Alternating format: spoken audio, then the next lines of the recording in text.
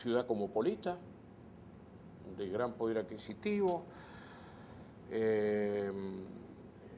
la invasión de coprovincianos, así llegamos la mayoría, mis padres también, creo que fue el último, mi papá, de La Paz, Entre Ríos, y convulsionado por lo político, la erosión de la democracia, bandos en pugna.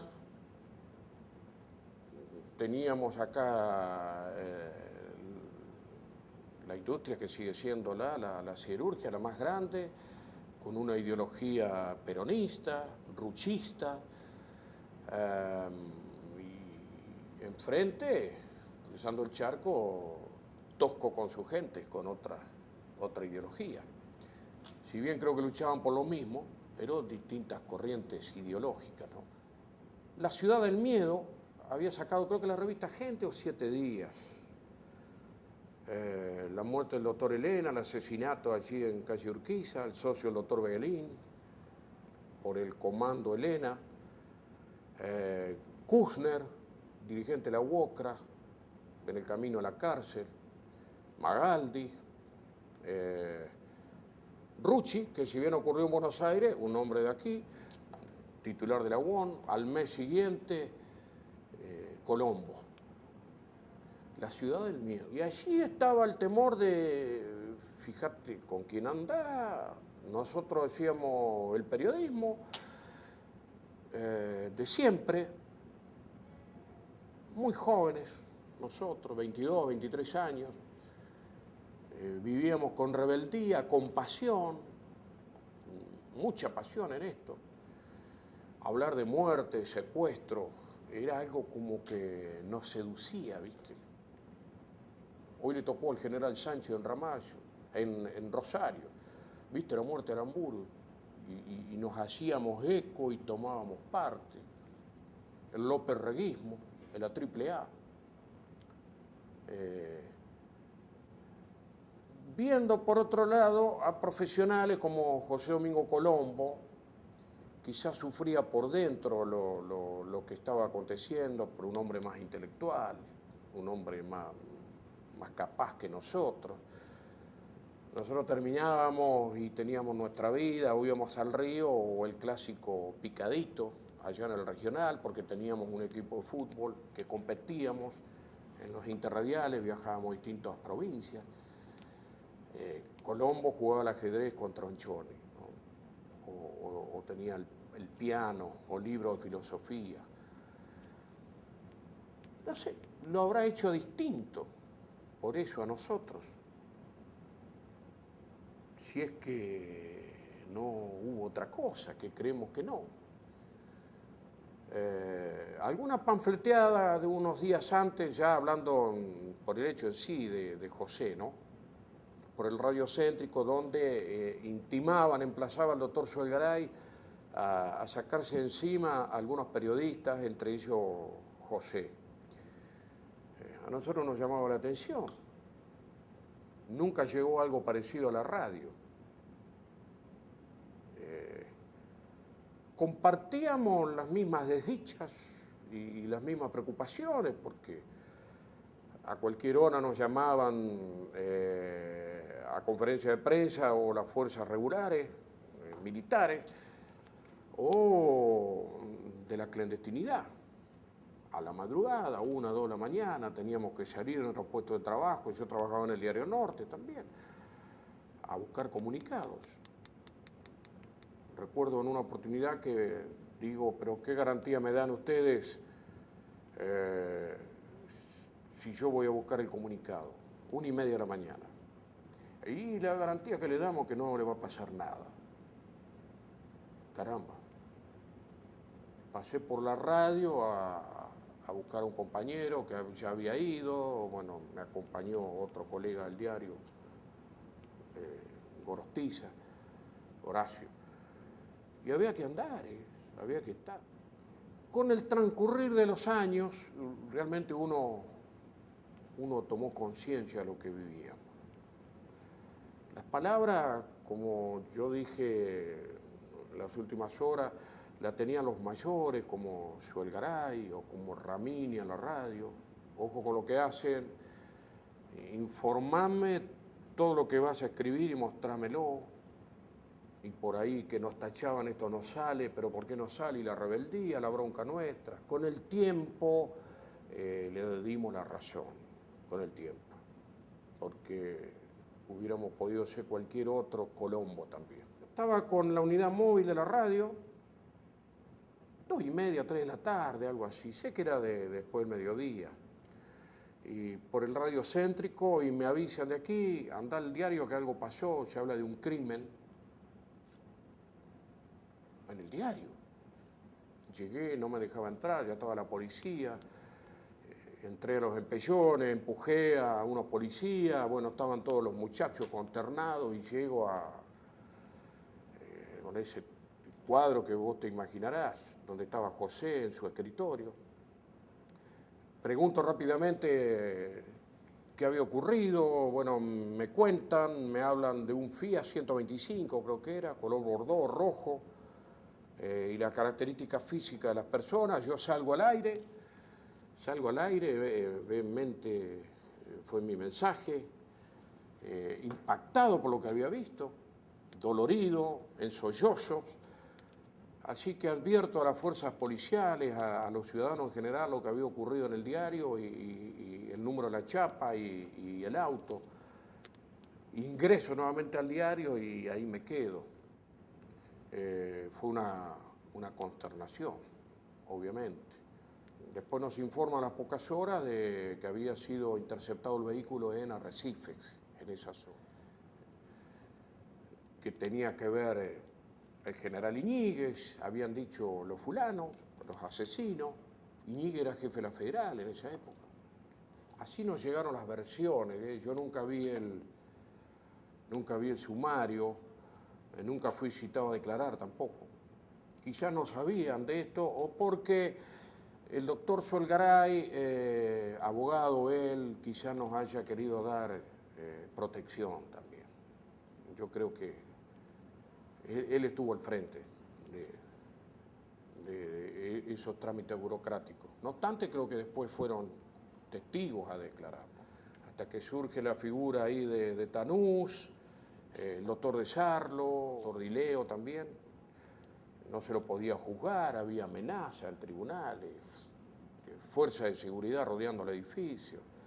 Hablamos de Sanz y Buchón González. No, jamás lo he visto, jamás. Sabía de Sanz cuando trasciende, bueno, que había sido un vasco de la derecha española y González peronista, algo así, pero y que también habrían cumplido un papel de sicario, ¿no? Porque nuestra preocupación era saber a qué obedecía ese crimen, quién los había mandado, el autor o autores intelectuales de esto. Se desconfiaba siempre de la puja de la derecha peronista, si es cierto esto o no. Varias veces algunos colegas dijeron, vamos a investigar esto, vamos a llegar a fondo en homenaje a Colombo. Y no pasó de un par de reuniones nuestras nomás ahí, porque también estaba el eso, ojo, no se metan, nuestros mayores que aconsejan, tener familia, ya están las cosas, Aida ya tiene el consuelo de todos nosotros. Tengo presente también, como dije, la hipocresía de la sociedad. Será por el miedo, uno se retrae, piensa en sí, en lo suyo. Lo mismo aconteció con el accidente de Ponce de León. Nosotros sufríamos el dolor de ser militantes de la iglesia y ver cómo los mismos sacerdotes se encargaban de ocultar el hecho. No digo que algunos sectores también hasta habrían festejado la muerte de Ponce de León, porque el arzobispo de Paraná, me acuerdo, Tortolo, había dicho que a veces el demonio se viste de rojo. Vos fijate dentro de la iglesia. Para las misas sí, para el sepelio de Colombo también, media ciudad estuvo. Pero en el velatorio éramos pocos. Y estar al lado de Aida era como, cuidado, que puede ser la próxima, no va a ser que vos la ligue de rebote. Una época tristísima, donde pensar distinto o a tener actitudes progresistas era ser un tanto raro. Y los rarones eran peligrosos. ¿Vos lo calificarías a Colombo como un hombre de izquierda o un hombre peligroso para el poder? Para nada, para nada. Tengo fotos con él donde participamos en conferencia de prensa. Eran las preguntas más inteligentes. Un hombre ya, creo que había estudiado abogacía y lector de filosofía y como yo te dije, nada, jamás supimos nosotros si estaba enrolado en un partido político. Yo creo que estuve así también de tener algo parecido a lo de José. Pasamos una información, nos había llegado a nosotros una información que se suspendía un congreso de la UOM, que venía Rucci. Lo pasamos al congreso de la UOM, al rato vienen en un auto a buscarme a mí, no me encuentran y van a casa. Madre mía, pidiendo explicaciones quién me había dado esa información y para qué lado pateaba yo. Bueno, pasó tal cosa, me hablaron por teléfono, nos hablaron, llegó, porque había sido mentira. Y un hombre de la UOM que interviene y dice, lo conozco a este chico desde hace años, y él dijo esto, es cierto, porque él no está para ninguno de los dos bandos. Creámosle y pensemos en nuestra organización quién está haciéndonos el juego. Cuando teníamos situaciones difíciles, consultábamos a los directivos de la radio o del diario. Tenemos esto, además era la instrucción que habíamos recibido. Para no complicar las cosas o protegernos también. ¿Cuántos periodistas pasaron por esta circunstancia y no aparecieron más? Y eran más que nada elucubraciones y no lo transmitíamos nuestros pareceres como hoy lo hacemos todos, ¿no? Con esta libertad, esta democracia que día a día debemos afianzarla y trabajar en pos de ello. Las noticias eran escuetas,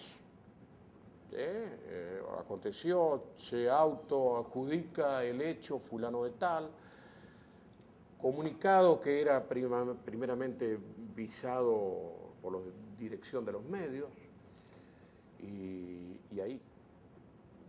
Con el tiempo uno se da cuenta, bueno, aquella gente era mayor de edad, ya habían vivido la historia del peronismo, veían que la cosa iba a terminar mal, porque los mayores decían, esto termina mal, mucho cuidado porque termina mal, acá va a haber una guerra civil o una feroz represión. Entonces estábamos contenidos, el término, ¿no? Contenidos, y haciendo caso a las instrucciones que recibíamos nuestros mayores. Lo de Colombo fue conmovedor porque era un compañero nuestro y clamábamos por justicia. Creo que se logró juzgarlo por la valentía de los funcionarios judiciales y también por los que quedamos. Al menos yo fui uno de los que me juramenté bregar siempre y acompañar a Ida en lo que pudiera en el velatorio y acompañarla después. Estuvimos, compañeros de la radio, no muchos, no muchos. Por esto que yo te dije, por el miedo más que nada. Yo realmente los felicito y también sentí vergüenza allí en el acto porque yo no tuve esa iniciativa. No tuve esa iniciativa. Es como que, bueno, ya está, lo asumimos, tenemos el dolor, es un emblema, José, como le pasó a él, hubiera podido pasarme a mí, a otro. Y que ahora se lo queda el ciudadano ilustre está muy bien. En estos días, 4 o 5 jóvenes me preguntaban de Colombo. Dice, como se habían enterado que yo dije algunas palabras, y bueno, y sirvió para decir lo mismo que le estamos diciendo, le estoy contando a ustedes. Uno tiene que hacer docencia de esto, ¿no? Hacerse cargo y terminar el día y decir, bueno, creo que hice un aporte de algo, de una vivencia personal, nadie me la contó, en aras de lograr afianzar la República.